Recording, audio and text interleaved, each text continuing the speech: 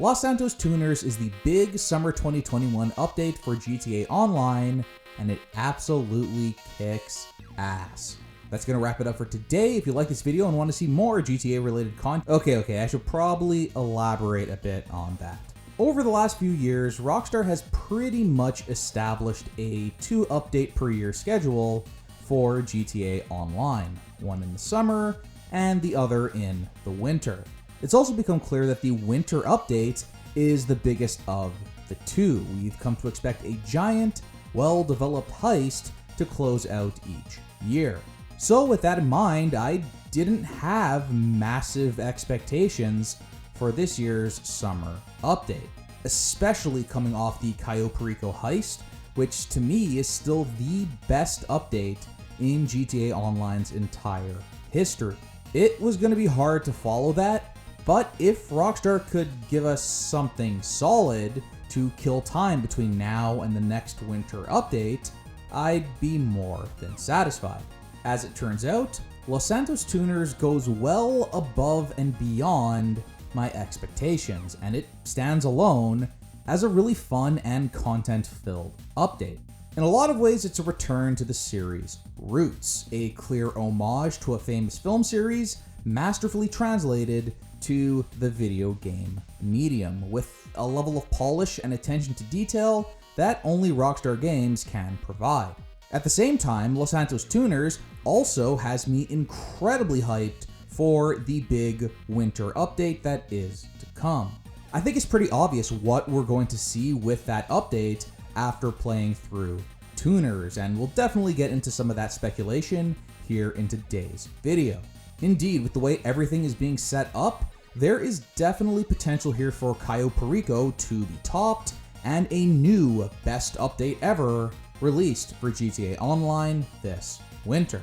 And today I'll explain why by going through and giving my thoughts on the Los Santos Tuners update. We'll look at the general gameplay loop and what new content was added to the game. Is there a new best way to grind RP and cash? Are the payouts satisfying in the end, and do we have anything worthwhile to spend our cash on? And finally, we'll look at what this update means for the future of GTA Online and how the big winter 2021 update is starting to form in my head. Let's not waste any more time and get right into it. Los Santos Tuners introduces us to 2 new key locations in Los Santos, the LS Car Meet and the Auto Shop. The Auto Shop you'll have to purchase. You're given a starting price of $1.67 million and can choose between 5 different locations. Now, usually that's quite a chunk of change to part with, and you're gonna have to think long and hard about where you wanna buy and what customization options to go with. But this, my friends, is the first update post Cayo Perico heist and post Cayo Perico grind. It felt so damn good to have more than enough cash to freely splurge on my auto shop and pump it full of customization options, all from cash I made by completing the Cayo Perico heist a couple of times. By the way, entirely solo. No dealing with randoms, and certainly no shark cards necessary. I can't tell you how much better I feel about this game overall now that we have such a great way to make some substantial cash. God bless you, Cayo Perico heist.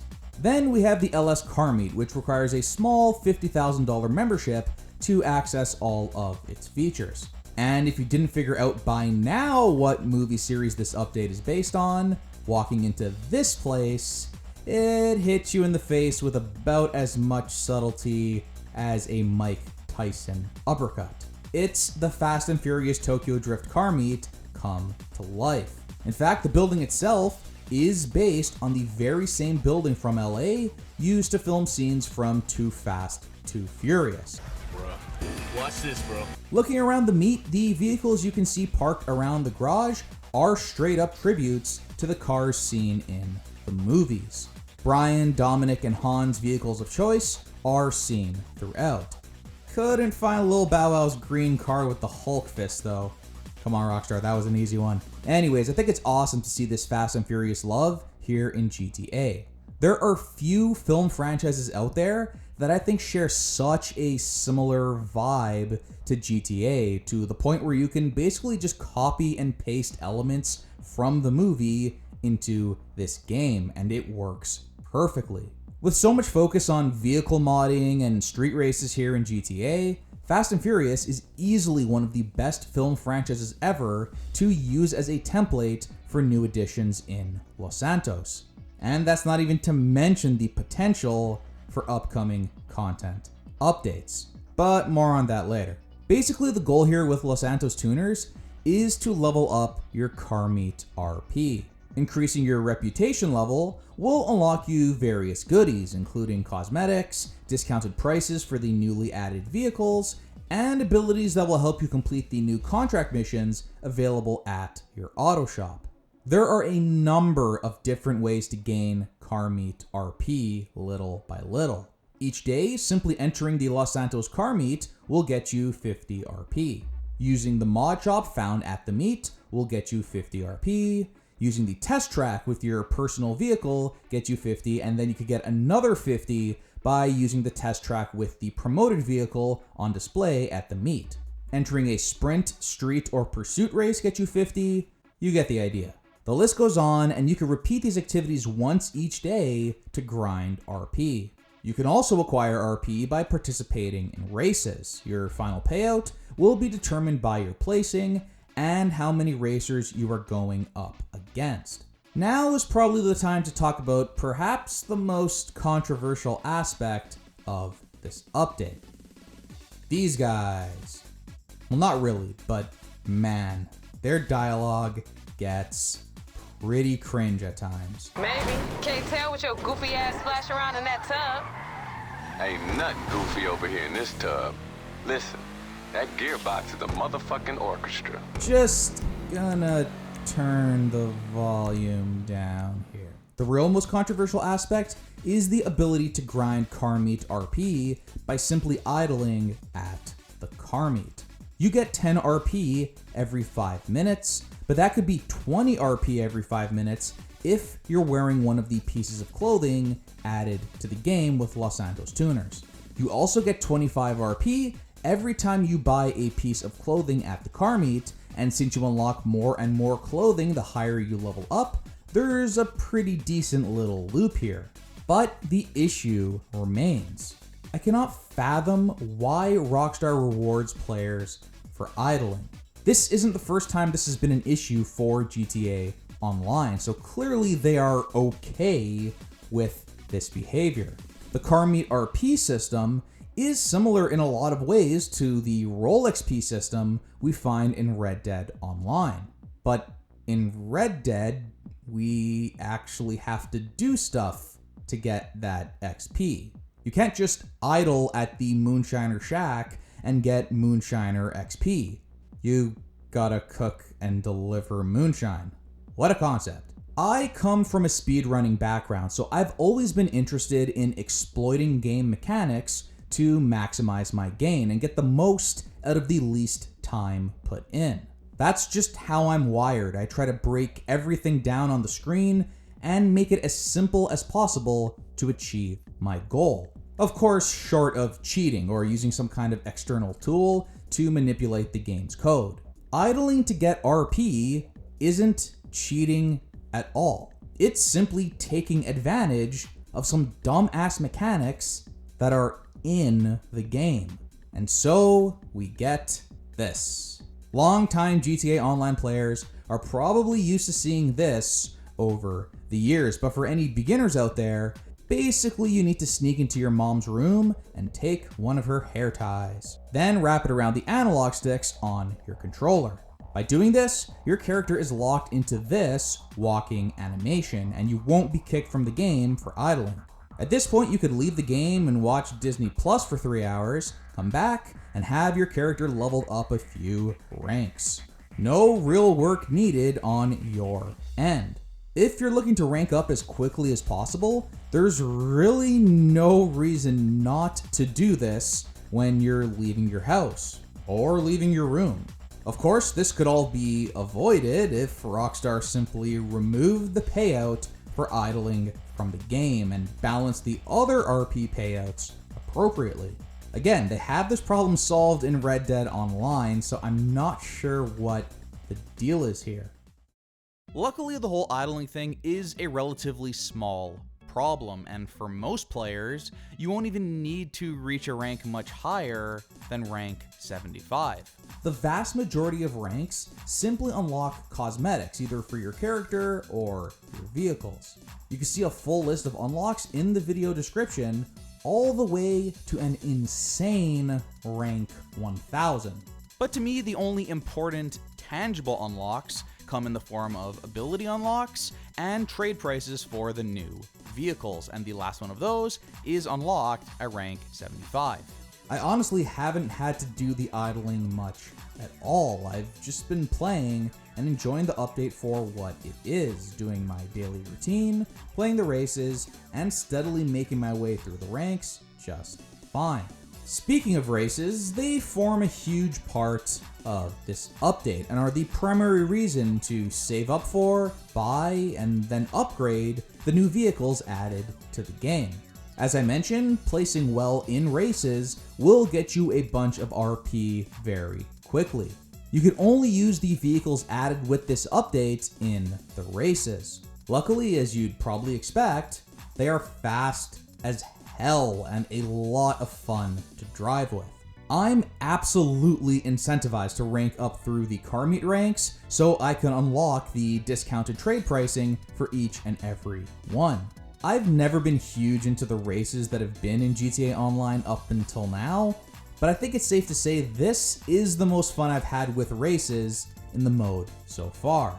I think there's a really good blend here between the need for pure speed as well as precision when maneuvering around those tight corners and turns.